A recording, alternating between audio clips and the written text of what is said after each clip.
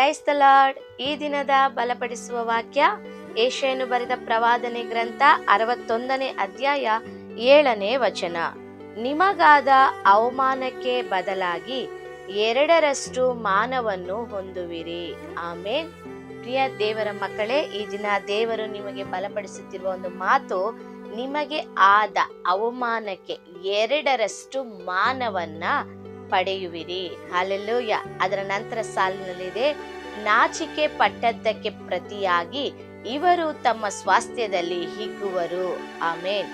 ಹೀಗೆ ತಮ್ಮ ದೇಶದಲ್ಲಿ 2ರಷ್ಟನ್ನು ಅನುಭವಿಸುವರು, ಇವರಿಗೆ ಶಾಶ್ವತ ಸಂತೋಷವಾಗುವುದು. ಆಮೇನ್. ಈ ದಿನ ದೇವರು ನಿಮಗೆ ಹೇಳ್ತಾ ಇದ್ದಾರೆ, ನಿಮಗೆ ಎಲ್ಲೆಲ್ಲಿ ಅವಮಾನ ಆಗಿದೆಯೋ, ಯಾರ ಮುಂದೆ ಅವಮಾನವಾಗಿದೆಯೋ, ಯಾವ್ಯಾವ ವಿಷಯಗಳಲ್ಲಿ ಅವಮಾನವಾಗಿದೆಯೋ ಅಲ್ಲೆಲ್ಲ ನಾನು ನಿಮಗೆ 2ರಷ್ಟು ಮಾನವನ್ನ ಕೊಡ್ತೇನೆ ಎಂಬುದಾಗಿ. ಹಲ್ಲೆಲೂಯ. ಅದೇ ರೀತಿಯಾಗಿ ಅವರು ತಮ್ಮ ದೇಶದಲ್ಲಿ 2ರಷ್ಟನ್ನು ಅನುಭವಿಸುವರು. ಹಲ್ಲೆಲೂಯ. ಅದೇ ರೀತಿಯಾಗಿ ಶಾಶ್ವತ ಸಂತೋಷವಾಗುವುದು. ನೀವು ಮಾನವನ್ನು ಹೊಂದುತ್ತೀರಾ, ನಿಮ್ಮ ಸ್ವಾಸ್ಥ್ಯದಲ್ಲಿ 2ರಷ್ಟನ್ನು ಅನುಭವಿಸ್ತೀರಾ, ನಿಮಗೆ ಶಾಶ್ವತ ಸಂತೋಷವಾಗುವುದು. ಹಲ್ಲೆಲೂಯ. ಪ್ರಿಯ ದೇವರ ಮಕ್ಕಳೇ, ಈ ದಿನ ನಮ್ಮ ಜೀವನದಲ್ಲಿ ಅನೇಕ ರೀತಿಯಲ್ಲಿ ನಾವು ದಿನನಿತ್ಯ ಅವಮಾನಕ್ಕೆ ಗುರಿ ಆಗ್ಬೋದು. ಅಂದ್ರೆ ನಮ್ಮ ಬಡತನದ ನಿಮಿತ್ತ ಆಗಿರ್ಬೋದು, ಒಂದು ವೇಳೆ ನಮಗೆ ಸರಿಯಾಗಿ ಮಾತಾಡೋದಕ್ಕೆ ಬರೋದಿಲ್ಲ, ಆಗ ಅಲ್ಲಿ ನಾವೇನೋ ಮಾತಾಡಿದಾಗ ಕೆಲವರು ನಮ್ಮ ಮಾತುಗಳನ್ನು ಗೇಲಿ ಪರಿಹಾಸ್ಯ ಮಾಡಿ ನಮ್ಮನ್ನ ಅವಮಾನ ಮಾಡಿರಬಹುದು. ಇನ್ನು ಕೆಲವು ವಿಷಯದಲ್ಲಿ ನಮಗೆ ಜ್ಞಾನದ ಕೊರತೆಯಿಂದಾಗಿ ಆ ವಿಷಯವನ್ನ, ಆ ಕಾರ್ಯವನ್ನ ನಾವು ಸರಿಯಾಗಿ ಮಾಡಿರೋದಿಲ್ಲ, ಆಗ ಆ ಕೆಲಸ ನಾವು ಸರಿಯಾಗಿ ಮಾಡಿಲ್ಲ ಎಂಬುದಾಗಿ ಕೆಲವರು ನಮ್ಮನ್ನ ಅವಮಾನ ಮಾಡಿರಬಹುದು. ಹಲ್ಲೆಲೂಯ. ಅನೇಕ ಸ್ಥಳಗಳಲ್ಲಿ ನಾವು ನಾಚಿಕೆ ಪಟ್ಟಿರಬಹುದು. ಅಂದರೆ ನಮ್ಮ ಕಾರ್ಯಗಳನ್ನ ಸರಿಯಾಗಿ ನಿರ್ವಹಿಸುವ ವಿಷಯದಲ್ಲಿ ನಮಗೆ ಅದನ್ನ ಮಾಡಿ ಮುಗಿಸೋಕಾಗದೇ ಇರುವಾಗ ಜನರು ನಮ್ಮನ್ನು ಅವಮಾನ ಮಾಡಿರ್ಬೋದು. ಯಾವುದೋ ಒಂದು ರೀತಿಯಲ್ಲಿ ನಾವು ಒಟ್ಟಾರೆ ಒಂದು ಅವಮಾನವನ್ನ, ಆಮೇಲೆ ನಾಚಿಕೆ ಪಡೋದನ್ನ, ಆಮೇಲೆ ಈ ರೀತಿಯಾಗಿ ಸಂತೋಷದ ಕೊರತೆಯನ್ನು ನಾವು ಅನುಭವಿಸ್ತಾ ಇರ್ಬೋದು. ಆದ್ರೆ ಈ ದಿನ ದೇವರು ಹೇಳ್ತಾ ಇದ್ದಾರೆ, ನಿಮಗೆ ನಾನು 2ರಷ್ಟು ಮಾನವನ್ನ ಕೊಡ್ತೇನೆ. ಹಲ್ಲೆಲೂಯ. ನಾಚಿಕೆ ಪಟ್ಟದಕ್ಕೆ 2ರಷ್ಟು ನಿಮಗೆ ನಾನು ಆಶೀರ್ವಾದವನ್ನ ಮಾಡ್ತೇನೆ, ನಿಮಗೆ ಶಾಶ್ವತ ಸಂತೋಷವನ್ನ ಕೊಡ್ತೇನೆ. ನೋಡ್ರಿ, ಮನುಷ್ಯರ ಹೇಳೋ ಮಾತುಗಳಿಗೆಲ್ಲ ನೀವು ಸೋತು ಹೋಗ್ತೀರಾ, ಕುಗ್ಗಿ ಹೋಗ್ತೀರಾ. ನಿಮ್ಮ ಶರೀರದಲ್ಲಿರೋ ಬಲಹೀನತೆಗಳೆಲ್ಲ ನೋಡಿ ಸೋತು ಹೋಗ್ತೀರಾ, ದುಃಖ ಪಡ್ತೀರಾ, ಕುಗ್ಗಿ ಹೋಗ್ತೀರಾ. ಹಲ್ಲೆಲೂಯ. ಆದರೆ ನಿಮ್ಮನ್ನು ನನ್ನನ್ನು ಸೃಷ್ಟಿ ಮಾಡಿದಂತಹ ದೇವಾದಿ ದೇವನು ಹೇಳೋ ಮಾತುಗಳನ್ನ ನಮ್ಮ ಜೀವನದಲ್ಲಿ ನಾವು ತಗೊಳ್ಳೋದೇ ಇಲ್ಲ, ಅದ್ರ ಕುರಿತು ಯೋಚಿಸೋದೂ ಇಲ್ಲ, ಅದನ್ನ ತಗೊಂಡು ನಾವು ಧೈರ್ಯನೂ ಪಡೋದಿಲ್ಲ, ಮುಂದೆ ಹೋಗೋದೂ ಇಲ್ಲ. ಹಲ್ಲೆಲೂಯ. ಅದಕ್ಕೆ ಹೇಳೋದು, ನಾನು ಯಾವಾಗ್ಲೂ ಹೇಳ್ತೇನೆ, ನಮ್ಮ ಕ್ರೈಸ್ತ ಜೀವನದಲ್ಲಿ ನಾವು ದೃಢವಾಗಿ ಇರಬೇಕು, ಬಲವಂತರಾಗಿ ಕಾಣಲ್ಪಡ್ಬೇಕು ಅಂದ್ರೆ ಯಾವಾಗಲೂ ನಾವು ಪ್ರಾರ್ಥನೆ ಮಾಡೋರಾಗಿ ಕಾಣಲ್ಪಡ್ಬೇಕು, ಯಾವಾಗಲೂ ದೇವರ ವಾಕ್ಯಗಳನ್ನು ಓದುವವರಾಗಿ, ಧ್ಯಾನಿಸುವವರಾಗಿ, ಅದರಂತೆ ನಡೆಯುವವರಾಗಿ ನಾವು ಮಾರ್ಪಡಬೇಕು. ಆಗ ಮಾತ್ರನೇ ಪ್ರಿಯರೇ, ನಾವು ಅವಮಾನ ಬಂದ್ರೂ ಸೋತು ಹೋಗೋದಿಲ್ಲ, ನಾಚಿಕೆ ಪಡುವಾಗ್ಲೂ ನಾವು ಸೋತು ಹೋಗೋದಿಲ್ಲ, ದುಃಖ ಬಂದ್ರೂ ಕೂಡ ನಾವು ಕುಗ್ಗಿ ಹೋಗೋದಿಲ್ಲ. ಹಲ್ಲೆಲೂಯ. ಆದ್ದರಿಂದ ಈ ದಿನ ಅನೇಕರು ಹೊಸದಾಗಿ ವಿಡಿಯೋಗಳನ್ನ ನೀವು ನೋಡ್ತಾ ಇರ್ಬೋದು. ನಿಮ್ಮ ಜೀವನದಲ್ಲಿ ಯಾವುದೋ ಒಂದು ರೀತಿಯ ಅವಮಾನವನ್ನು ನೀವು ಹೊಂದಿರಬಹುದು, ಯಾವುದೋ ವಿಷಯದಲ್ಲಿ ನಾಚಿಕೆ ಪಟ್ಟಿರಬಹುದು, ಯಾವುದೋ ಒಂದು ರೀತಿಯಲ್ಲಿ ದುಃಖ ಪಟ್ಟಿರಬಹುದು. ಆದರೆ ಪ್ರಿಯ ದೇವರ ಮಕ್ಕಳೇ, ಈ ದಿನ ಯೇಸು ಸ್ವಾಮಿಯ ವಾಕ್ಯ ನಿಮಗೆ ನೇರವಾಗಿ ಬರ್ತಾ ಇದೆ. ಯೇಸು ಸ್ವಾಮಿ ಹೇಳ್ತಾ ಇದ್ದಾರೆ, ನಿಮಗೆ ನಾನು 2ರಷ್ಟು ಮಾನವನ್ನ ಕೊಡ್ತೇನೆ, ನೀವು ನಾಚಿಕೆ ಪಟ್ಟದ್ದಕ್ಕೆ 2ರಷ್ಟು ಸುಖವನ್ನ ಕೊಡ್ತೇನೆ, ನಿಮಗೆ ಶಾಶ್ವತ ಸಂತೋಷವನ್ನ ಕೊಡ್ತೇನೆ. ಈ ಯೆಶಾಯ 61ನೇ ಅಧ್ಯಾಯ 7ನೇ ವಚನವನ್ನ ನೀವು ಮತ್ತೆ ಮತ್ತೆ ಚೆನ್ನಾಗಿ ಓದ್ರಿ. ಹಲ್ಲೆಲೂಯ. ಆ ವಾಕ್ಯಗಳನ್ನು ಓದುವಾಗಲೇ ಆ ಜೀವ ನಿಮ್ಮೊಳಗಡೆ ಬರುತ್ತೆ, ಆ ಬಲ ನಿಮ್ಗೆ ಬರುತ್ತೆ, ಆ ಧೈರ್ಯ ನಿಮ್ಗೆ ಬರುತ್ತೆ, ಆ ಸಂತೋಷ ನಿಮ್ಗೆ ಬರುತ್ತೆ, ಆ ಆನಂದ ನಿಮ್ಮನ್ನ ಆವರಿಸಿಕೊಳ್ಳುತ್ತದೆ. ಹಲ್ಲೆಲೂಯ.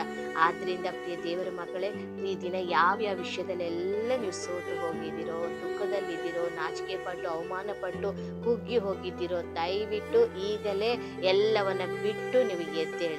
ಹಲ್ಲೆಲೂಯ. ನೋಡ್ರಿ, ಅದೇ ಯೆಶಾಯ 61ನೇ ಅಧ್ಯಾಯ 1ನೇ ವಚನ ಹೇಳುತ್ತದೆ, ಕರ್ತನಾದ ಯೆಹೋವನ ಆತ್ಮವು ನನ್ನ ಮೇಲೆ ಅದೇ, ಆತನು ನನ್ನನ್ನು ಬಡವರಿಗೆ ಶುಭ ವರ್ತಮಾನವನ್ನು ಸಾರುವುದಕ್ಕೆ ಅಭಿಷೇಕಿಸಿದನು. ಹಲ್ಲೆಲೂಯ. ಆಗ ನೀವು ನೋಡ್ರಿ, ನಿಮ್ಮ ಅವಮಾನವನ್ನೇ ಯೋಚನೆ ಮಾಡ್ತಾ ಕೂತಿದ್ದೀರಾ, ಇದ್ದೀರಾ, ನೀವು ನಾಚಿಕೆ ಪಟ್ಟ ಕಾರ್ಯಗಳನ್ನೇ ಯೋಚನೆ ಮಾಡ್ತಾ ಇದ್ದೀರಾ, ನೀವೇ ಒಂದು ದುಃಖದಲ್ಲಿ ಮುಳುಗೋಗಿದ್ದೀರಾ. ಅದಕ್ಕೆ ದೇವರು ಹೇಳ್ತಾ ಇದ್ದಾರೆ, ಸಾಕು, ಆ ದುಃಖ ಎಲ್ಲ ಮರ್ತು ಬಿಡು, ಅವಮಾನ ಎಲ್ಲ ಮರ್ತು ಬಿಡು, ಯಾವ ಸ್ಥಳ ನಾಚಿಕೆ ಪಟ್ಟ ಅದೆಲ್ಲ ಮರ್ತು ಬಿಡು. ಈಗ ನೀನೇನ್ ಮಾಡು, ನಿನ್ನ ಮೇಲೆ ನನ್ನ ಆತ್ಮ ಇದೆ, ನೀನು ಎದ್ದು ಬಡವರಿಗೆ ಶುಭ ವರ್ತಮಾನವನ್ನ ಸಾರು. ಅಂದ್ರೆ ದೇವರ ವಾಕ್ಯವನ್ನ ಸಾರು. ಅಂದ್ರೆ ಯೇಸು ಸ್ವಾಮಿ ನನಗೆ ಒಳ್ಳೇದ್ ಮಾಡಿದ್ರು, ನನ್ನ ದುಃಖವನ್ನ ತೆಗೆದು ಹಾಕಿದ್ರು, ನನ್ನ ಅವಮಾನವನ್ನ ತೆಗೆದು ಹಾಕಿದ್ರು, ನನ್ನ ನಾಚಿಕೆ ಪಟ್ಟ ಸ್ಥಳದಲ್ಲಿ ನನ್ನ ಎರಡರಷ್ಟಾಗಿ ಆಶೀರ್ವದಿಸಿದ್ರು ಎಂಬುದಾಗಿ ಯೇಸು ಸ್ವಾಮಿ ಮಾಡಿದ ಉಪಕಾರಗಳನ್ನ, ಆತನ ಪ್ರಾಣ ತ್ಯಾಗವನ್ನ, ಆತನ ಪ್ರೀತಿಯನ್ನ, ಆತನ ಕುರಿತಾದ ಶುಭ ವರ್ತಮಾನವನ್ನ ಎದ್ದು ನೀನು ಸಾರು. ಹಲ್ಲೆಲೂಯಾ. ಅದೇ 61ನೇ ಅಧ್ಯಾಯ 1ನೇ ವಚನದಲ್ಲಿ ಹೇಳಲ್ಪಟ್ಟಿರೋದು, ಎದ್ದು ಸಾರು. ಯಾಕಂದ್ರೆ ಇನ್ನೂ ನೀನ್ ನಿನ್ನ ಅವಮಾನನೇ ಯೋಚನೆ ಮಾಡ್ಕೊಳ್ತಾ, ನಿನ್ನ ಕಾರ್ಯಗಳನ್ನೇ, ನಿನ್ನ ದುಃಖವನ್ನೇ ನೋಡ್ತಾ ಕೂತ್ಕೊಳ್ಳೋ ಸಮಯ ಅಲ್ಲ ಇದು. ಹಲ್ಲೆಲೂಯಾ. ಈ ಅಂತ್ಯ ದಿನಗಳಲ್ಲಿ ನಾವು ಎದ್ದು ಶುಭ ವರ್ತಮಾನವನ್ನು ಸಾರಬೇಕು.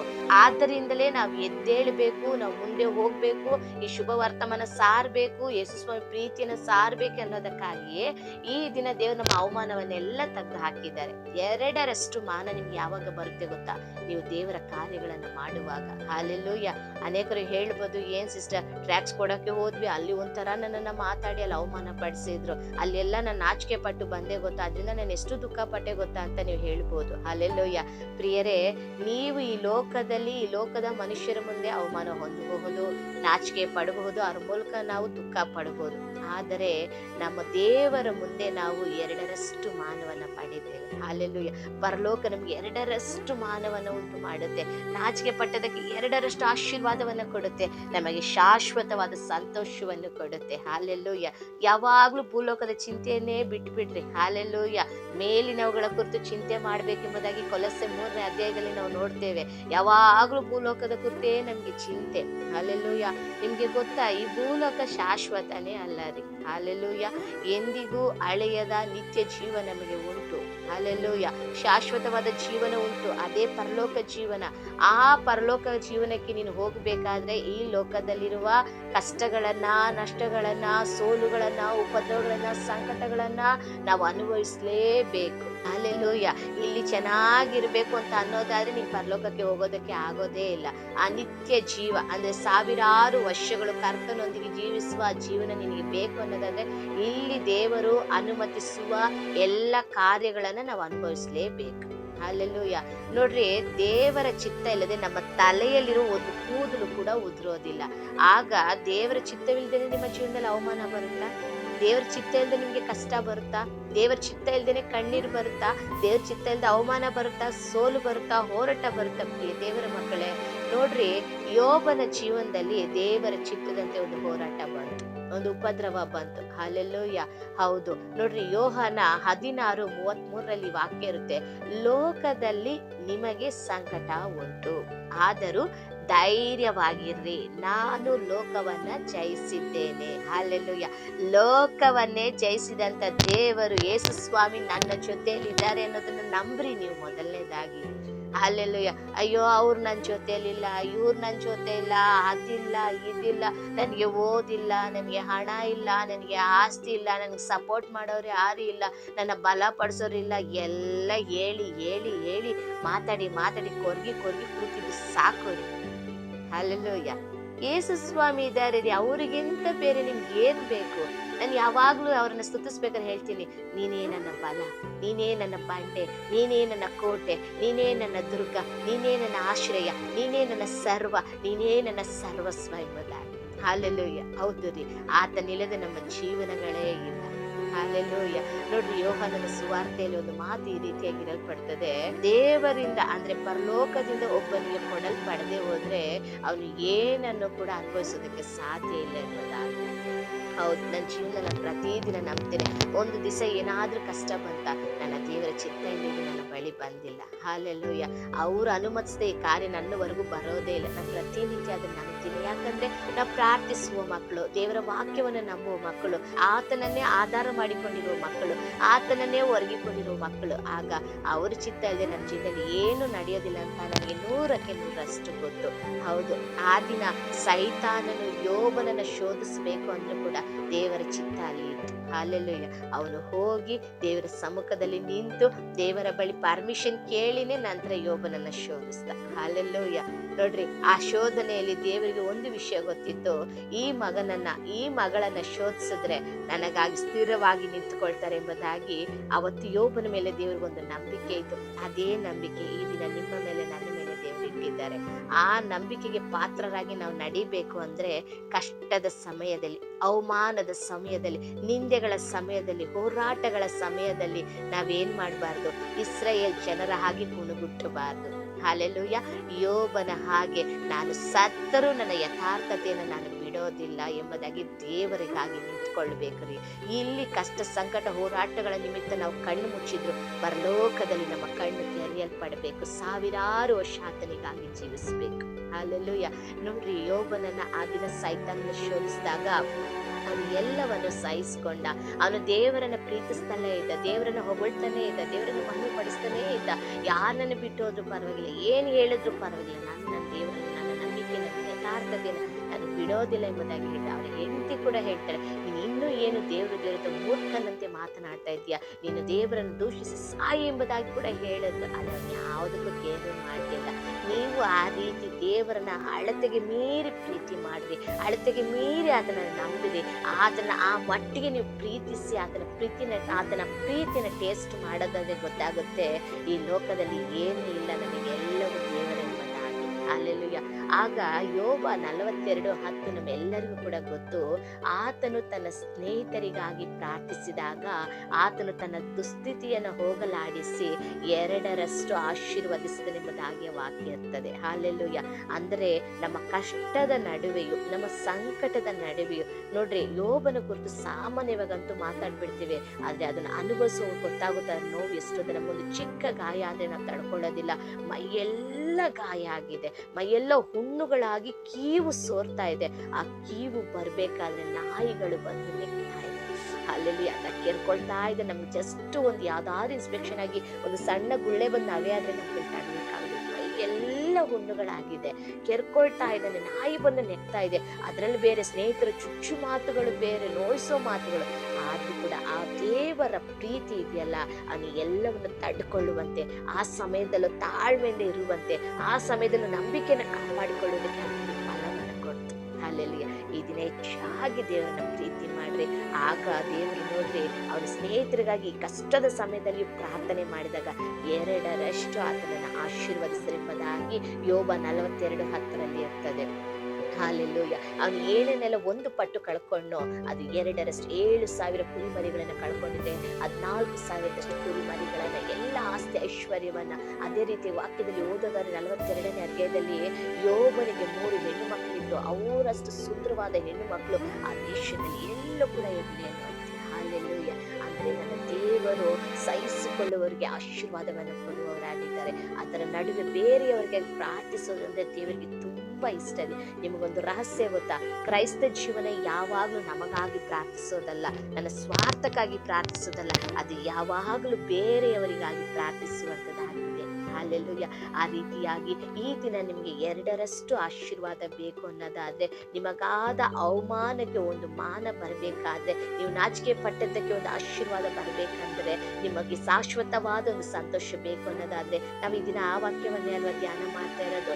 ಯೆಶಾಯನ ಪ್ರವಾದನೆ ಗ್ರಂಥ 61ನೇ ಅಧ್ಯಾಯ 7ನೇ ವಚನ. ನಮಗೆ ಈ ದಿನ 2ರಷ್ಟು ಮಾನವನ ದೇವರು ಕೊಡ್ಲಿಕ್ಕೆ ಸಿದ್ಧರಾಗಿದ್ದಾರೆ. 2ರಷ್ಟು ಸಂತೋಷವನ್ನು ಕೊಡ್ಲಿಕ್ಕೆ, ಶಾಶ್ವತ ಸಂತೋಷವನ್ನು ಕೊಡ್ಲಿಕ್ಕೆ ದೇವರು ಸಿದ್ಧರಾಗಿದ್ದಾರೆ.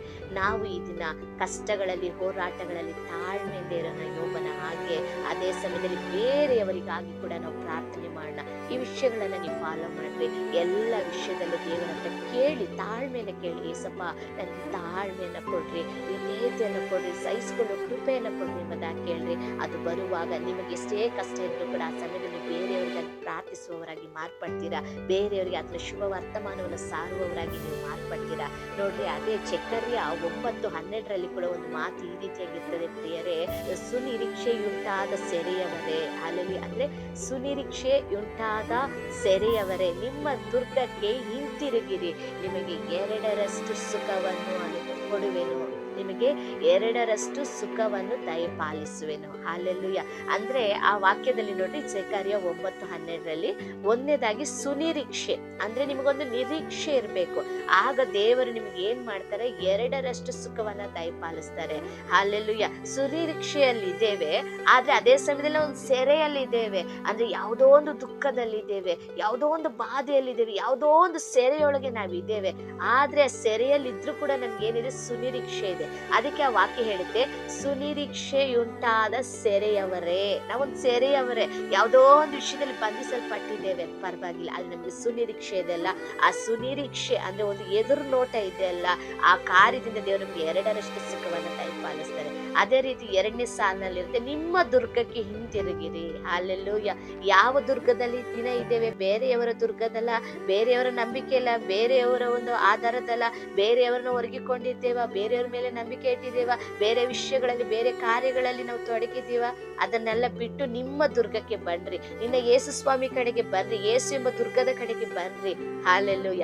ಆಗ ನೀವು ಯೇಸು ಎಂಬ ದುರ್ಗದ ಕಡೆಗೆ ಬರುವಾಗ, ಸುನಿರೀಕ್ಷೆ ಉಳ್ಳವರಾಗಿರುವಾಗ 2ರಷ್ಟು ಸುಖವನ್ನ ದೇವರು ನಿಮ್ಗೆ ದಯಪಾಲಿಸ್ತಾರೆ. ಹಾಲೆಲೂಯ. ನಾವು ಓದಿಕೊಂಡ ವಾಕ್ಯದಲ್ಲಿ 2ರಷ್ಟು ಮಾನವನ ಹೊಂದುವಿರಿ, 61:7 ಯೆಶಾಯದಲ್ಲಿ. ಹಾಲೆಲೂಯ. ಅದೇ ರೀತಿಯಾಗಿ ಜೆಕರ್ಯ 9:2 2ರಷ್ಟು ಸುಖವನ್ನು ದಯಪಾಲಿಸ್ತೇನೆ ಎಂಬುದಾಗಿ. ಹಾಲೆಲೂಯ. ಅದೇ ರೀತಿಯಾಗಿ ಯೋಬನು 42:10 2ರಷ್ಟು ಆಶೀರ್ವಾದ. ಪ್ರಿಯರೇ, ಈ ದಿನ ನಿಮ್ಗೆ 2ರಷ್ಟು ಆಶೀರ್ವಾದ, 2ರಷ್ಟು ಮಾನ, 2ರಷ್ಟು ಸುಖ, ಈ ವಾಕ್ಯಗಳಲ್ಲಿರುವ ಆಶೀರ್ವಾದ ನಿಮ್ಗೆ ಬರ್ಬೇಕಂದ್ರೆ ಯೋಬನ ಹಾಗೆ ಕಷ್ಟ ಪರಿಸ್ಥಿತಿಯಲ್ಲಿ ತಾಳ್ಮೆ ಇರಬೇಕು. ಹಾಲೆಲೂಯ. ಯೋಬನ ಹಾಗೆ ನಿಮ್ಮ ಕಷ್ಟದ ಪರಿಸ್ಥಿತಿಯಲ್ಲೂ ಬೇರೆಯವರಿಗಾಗಿ ನೀವು ಪ್ರಾರ್ಥನೆ ಮಾಡಿ. ಹಾಲೆಲೂಯ. ಸೆರೆಯವರಾಗಿದ್ರು, ಕಷ್ಟದಲ್ಲಿ, ದುಃಖದಲ್ಲಿ, ವೇದನೆಯಲ್ಲಿ ನೀವು ಬಂಧಿಸಲ್ಪಟ್ಟಿದ್ರು, ಸುನಿರೀಕ್ಷೆಯುಳ್ಳವರಾಗಿರಿ, ಒಂದು ಎದುರು ನೋಟುವಿಕೆ ಇರುವವರಾಗಿ ನೀವು ಮಾರ್ಪಡ್ರಿ. ಹಾಲೆಲೂಯ. ಅದೇ ರೀತಿ ಯೆಶಾಯ 61:1 ವಾಕ್ಯದ ಪ್ರಕಾರ ದೇವರ ಕುರಿತು ನೀವು ಶುಭ ವರ್ತಮಾನವನ್ನ ಅನೇಕರಿಗೆ ತಿಳಿಸಿ. ಏಸು ಒಳ್ಳೆಯವನು, ಏಸು ನಮ್ಮ ಪಾಪಗಳನ್ನು ಹೊತ್ತುಕೊಂಡಿದ್ದಾರೆ, ಏಸು ನಮಗಾಗಿ ಪ್ರಾಣ ಕೊಟ್ಟಿದ್ದಾರೆ, ಏಸು ನಮ್ಮ ರೋಗಗಳನ್ನೆಲ್ಲ ಹೊತ್ತು ತೀರಿಸಿದ್ದಾರೆ, ಏಸು ನಮಗಾಗಿ ಬಲಿಯಾಗಿದ್ದಾರೆ, ಏಸು ನಮಗಾಗಿ ಈ ಲೋಕದಲ್ಲಿರೋ ಪಾಪಿಗಳನ್ನು ಹುಡುಕಿ ಬಂದ್ರು, ಏಸು ನಮಗಾಗಿ ಪ್ರಾಣ ಕೊಟ್ರು, ಏಸು ಮರಣವನ್ನ ಜಯಿಸಿದ್ರು, ಏಸು 3ನೇ ದಿನ ಜೀವಂತವಾಗಿ ಎದ್ರು, ಪುನರುತ್ಥಾನನಾದ್ರು, ಏಸು ಮತ್ತೆ ಬರ್ಲಿದ್ದಾರೆ ಎಂಬ ಸತ್ಯವನ್ನ ಅನೇಕರಿಗೆ ತಿಳಿಸಿರಿ. ಇದಕ್ಕಾಗಿ ನಿಮ್ಮ ಮೇಲೆ ದೇವರ ಆತ್ಮ ಇದೆ. ಹಾಲೆಲೂಯ. ಅದಕ್ಕಾಗಿ ಇದನ್ನ ಸಾರೋದಕ್ಕೆ ಈ ದಿನ ನಿಮಗೆ 2ರಷ್ಟು ಮಾನವನ ದೇವರು ಕೊಡ್ತಾ ಇದ್ದಾರೆ. ಹಾಲೆಲೂಯ. 2ರಷ್ಟು ಸುಖವನ್ನ ಕೊಡ್ತಾ ಇದ್ದಾರೆ. ಹಾಲೆಲೂಯ. 2ರಷ್ಟು ಆಶೀರ್ವಾದವನ್ನ ಕೊಡ್ತಾ ಇದ್ದಾರೆ. ಪ್ರಿಯರೇ, ಈ ಕಾರ್ಯಗಳಲ್ಲಿ ನೀವು ಇರೋದೇ ಆದ್ರೆ ಖಂಡಿತ 2ರಷ್ಟು ಸುಖ, 2ರಷ್ಟು ಮಾನ, 2ರಷ್ಟು ಆಶೀರ್ವಾದ. 2ರಷ್ಟು ಆಶೀರ್ವಾದ ಯೋಬನಿಗೆ, 2ರಷ್ಟು ಸುಖ ಯಾರಿಗೆ ಅನ್ನೋದಾದ್ರೆ ಸುನಿರೀಕ್ಷೆಯುಳ್ಳ ಸೆರೆಯವರಿಗೆ. ಹಾಲೆಲೂಯ. 2ರಷ್ಟು ಮಾನ ಯಾರಿಗೆ ಅಂದ್ರೆ ಈ ದಿನ ದೇವರ ವಾಕ್ಯವನ್ನು ಸಾರುವ ನಿಮಗೆ. ಹಾಲೆಲೂಯ. ಈ 3 ವಿಷಯದಲ್ಲಿ ಗಮನವಾಗಿರೋಣ. ನಾವು ಎಲ್ಲ ವಿಷಯದಲ್ಲೂ, ಎಲ್ಲ ಸಂಕಟದಲ್ಲೂ, ಸೋಲುಗಳಲ್ಲೂ, ಹೋರಾಟಗಳಲ್ಲೂ ತಾಳ್ಮೆಯಿಂದ ಇದ್ದು ಬೇರೆಯವರಿಗಾಗಿ ಪ್ರಾರ್ಥನೆ ಮಾಡೋಣ. ಎಂತ ಸೆರೆಯಲ್ಲಿದ್ರೂ ಕೂಡ ನಾವು ಒಂದು ಸುನಿರೀಕ್ಷೆಯುಳ್ಳವರಾಗಿ ಇರೋಣ. ಎಂತ ಸೆರೆಯಲ್ಲಿ ಇದ್ದರೂ ಸಹ ಸುನಿರೀಕ್ಷೆಯುಳ್ಳವರಾಗಿ ಜೆಕರ್ಯ 9:12 ಪ್ರಕಾರ ಇರೋಣ. ಅದೇ ರೀತಿಯಾಗಿ 2ರಷ್ಟು ಮಾನವನ್ನು ಹೊಂದಿದವರಾಗಿ ಕರ್ತನ ಕುರಿತು ಶುಭ ಸಮಾಚಾರವನ್ನು ಸಾರೋಣ. ಇದೇ ಜೀವನ ಪ್ರಿಯರೇ. ನಮ್ಮ ಕಷ್ಟ, ನಮ್ಮ ಹೋರಾಟ, ನಮ್ಮ ಕಣ್ಣೀರು, ನಮ್ಮ ಅವಮಾನ, ನಮ್ಮ ನಾಚಿಕೆ ಇದೇ ನೋಡ್ತಾ ಇರೋದು ಸಾಕು. ಇದು ಬಂದೇ ಬರುತ್ತೇರಿ, ಇದು ಖಂಡಿತ ಬರುತ್ತೆ. ಇದು ಇಲ್ಲ ಅಂದ್ರೆ ನಮ್ಮ ಲೈಫಲ್ಲಿ ಏನೋ ಒಂದು ಸಕ್ಸಸ್ ಕಾಣೋದಕ್ಕೆ ಸಾಧ್ಯನೇ ಇಲ್ಲ. ಯಾರಿಗೆ ಇವೆಲ್ಲ ಬರುತ್ತೋ ಅವರಿಗೇನೆ 2ರಷ್ಟು ಮಾನ, ಅವರಿಗೆ 2ರಷ್ಟು ಆಶೀರ್ವಾದ, ಅವರಿಗೆ 2ರಷ್ಟು ಸುಖ. ಉದಾಹರಣೆಯಾಗಿ ನಾನು ಕೊನೆಯದಾಗಿ ಹೇಳ್ತೀನಿ, ಯೋಸೇಫನ ಜೀವನದಲ್ಲಿ ಅವಮಾನ ಬಂತು, ಯೋಸೇಫನ ಜೀವನದಲ್ಲಿ ಎಲ್ಲ ರೀತಿಯ ಇಕ್ಕಟ್ಟುಗಳು ಬಂತು, ಅವನೊಂದು ಸೆರೆಯಲ್ಲಿ ಇದ್ದ, ಅವನು ಕೂಡ ಅವಮಾನ ಬಂತು. ಆದ್ರೂ ಕೂಡ 2ರಷ್ಟು ಆಶೀರ್ವಾದ, 2ರಷ್ಟು ಸುಖ, 2ರಷ್ಟು ಮಾನ ಯೇಸು ನಾಮದಲ್ಲಿ ಯೋಸೇಫನಿಗೆ ದೊರೆಯಿತು. ಹಾಲೆಲೂಯಾ. ಅದೇ ರೀತಿ ದಾವೀದನು ಕೂಡ ಒಂದು ಅವಮಾನ, ಒಂದು ಹೋರಾಟ, ಒಂದು ಸೆರೆ ಅವನಿಗೂ ಸಹ ಇತ್ತು. ಅವನಿಗೂ ದೇವರು 2ರಷ್ಟು ಆಶೀರ್ವಾದಗಳನ್ನ ಕೊಟ್ರು. ಹಾಲೆಲೂಯಾ. ಇನ್ನು ಸತ್ಯವೇದದಲ್ಲಿ ಅನೇಕ ಪರಿಶುದ್ಧರನ್ನು ನೀವು ನೋಡದೆ ಆದ್ರೆ ಯಾರು ಕೂಡ ಸುಮ್ಮನೆ ಎಲ್ಲ 2ರಷ್ಟು ಆಶೀರ್ವಾದ, 2ರಷ್ಟು ಮಾನವನ, 2ರಷ್ಟು ಸುಖವನ್ನ ಯಾರು ಹೊಂದಿಕೊಂಡಿಲ್ಲ. ಹಾಲೆಲೂಯಾ. ಈ ದಿನ ಕೂಡ ನಿನ್ನ ಜೀವನ ಒಂದು ಹಂತಕ್ಕೆ ಮೇಲೆ ಹೋಗ್ತಾ ಇದೆ.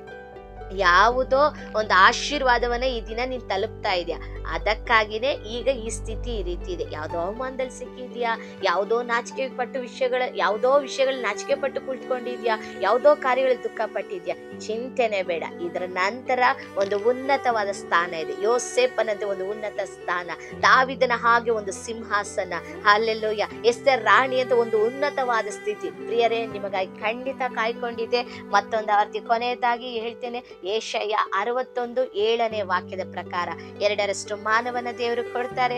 ನಾಚಿಕೆ ಪಟ್ಟದಕ್ಕೆ ಪ್ರತಿಯಾಗಿ ನೀವು ನಿಮ್ಮ ಸ್ವಾಸ್ಥ್ಯದಲ್ಲಿ ತಮ್ಮ ಸ್ವಾಸ್ಥ್ಯದಲ್ಲಿ ಹಿಗ್ತೀರಾ, ಅದೇ ರೀತಿಯಾಗಿ 2ರಷ್ಟನ್ನು ನೀವು ಎಲ್ಲಾ ವಿಷಯದಲ್ಲೂ ಅನುಭವಿಸಿ ಶಾಶ್ವತ ಸಂತೋಷವನ್ನ ಅನುಭವಿಸ್ತೀರಾ. ಹಲ್ಲೆಲೂಯ. ನಂಬೋದಾದ್ರೆ ಯೇಸು ನಾಮದಲ್ಲಿ ಆಮೇನ್ ಹೇಳಿ ಈ ವಾಕ್ಯವನ್ನು ಸ್ವಾತಂತ್ರಿಸಿಕೊಳ್ಳ್ರಿ. ದಿನನಿತ್ಯ ಹೇಳ್ತೇನೆ, ಈ ವಾಕ್ಯನ 1-20 ಸಾರಿ ಓದಿ ಓದಿ ಓದಿ ನಿಮ್ಮ ಕಷ್ಟವನ್ನೆಲ್ಲ ಮಾರ್ತ್ಬಿಟ್ಟು ಈ ವಾಕ್ಯಗಳನ್ನು ಹೃದಯದಲ್ಲಿ ತುಂಬಿಸ್ಕೊಳ್ರಿ. ಈ ವಾಕ್ಯ ನಿಮಗೆ ಬಲವನ್ನು ಕೊಡುತ್ತೆ, ಧೈರ್ಯವನ್ನು ಕೊಡುತ್ತೆ, ಆಶೀರ್ವಾದವನ್ನು ಕೊಡುತ್ತೆ. ಹಲ್ಲೆಲೂಯ. ದೇವರ ವಾಕ್ಯ ಅದು ಜೀವಿಸ ಮಾಡುವಂಥದ್ದು, ಜೇನಿಗಿಂತಲೂ ಸಿಹಿಯಾದದ್ದು, ಈ ಬಾಯಿ ಕತ್ತಿಗಿಂತಲೂ ಹದವಾದದ್ದು. ಹಲ್ಲೆಲೂಯ. ಎಲ್ಲ ಕಾರ್ಯಗಳು ಈ ದಿನ ನಿಮಗೆ ಯೇಸುವಿನ ನಾಮದಲ್ಲಿ ಆಶೀರ್ವಾದವಾಗಿ ಕೈಕೊಡಿ ಬರಲಿ. ಎಲ್ಲ ಮಹಿಮೆ ನನ್ನ ಕರ್ತನಿಗೆ ಸಲ್ಲಿಸ್ತೇನೆ. ಖಂಡಿತವಾಗಿ ಕರ್ತನಲ್ಲಿ ಪ್ರಿಯರೇ, ನೀವು ಈ ವಾಕ್ಯದ ಪ್ರಕಾರ ಖಂಡಿತ ಎಲ್ಲ ಮೇಲುಗಳನ್ನು ಹೊಂದಿಕೊಳ್ತೀರಾ. ಚಿಂತೆ ಬೇಡ, ಯಾವುದೇ ಗೊಂದಲ ಬೇಡ, ಎಲ್ಲವೂ ಕೂಡ ನನ್ನ ಯೇಸು ಸ್ವಾಮಿ ಒಳ್ಳೆ ರೀತಿಯಲ್ಲಿ ಮಾಡಿ ಮುಗಿಸ್ತಾರೆ. ಆಮೇಲೆ ಪ್ರೈಸ್ ದ ಲಾರ್ಡ್. ಪ್ರಿಯರೇ, ನಿಮ್ಮಲ್ಲಿ ಒಂದು ಚಿಕ್ಕ ಮನವಿ, ಇನ್ನು ಯಾರು ಈ ವಿಡಿಯೋಗಳನ್ನ ಸಬ್ಸ್ಕ್ರೈಬ್ ಮಾಡಿಕೊಳ್ಳಿ ನೋಡ್ತಾ ಇದ್ದೀರೋ ದಯವಿಟ್ಟು ನೀವು ಸಬ್ಸ್ಕ್ರೈಬ್ ಮಾಡಿಕೊಳ್ರಿ, ಶೇರ್ ಮಾಡ್ರಿ, ಲೈಕ್ ಮಾಡ್ರಿ. ಈ ಸೇವೆಗಾಗಿ ಒಂದೇ ಒಂದು ಕ್ಷಣ ನಿಮ್ಮ ವೈಯಕ್ತಿಕ ಕುಟುಂಬ ಪ್ರಾರ್ಥನೆಗಳಲ್ಲಿ ನೀವು ಪ್ರಾರ್ಥನೆ ಮಾಡ್ರಿ. ಬರುವ ದಿನಗಳಲ್ಲಿ ಈ ಸೇವೆ ಇನ್ನು ಅನೇಕರಿಗೆ ತಲುಪಲಿ. ಈ ಸೇವೆಯ ಮೂಲಕ ಒಬ್ಬರಾದರೂ ಕರ್ತನ ಕಡೆಗೆ ತಿರುಗಿಕೊಳ್ಳಲಿ, ಕರ್ತನಲ್ಲಿ ರಕ್ಷಣೆ ಹೊಂದಲಿ.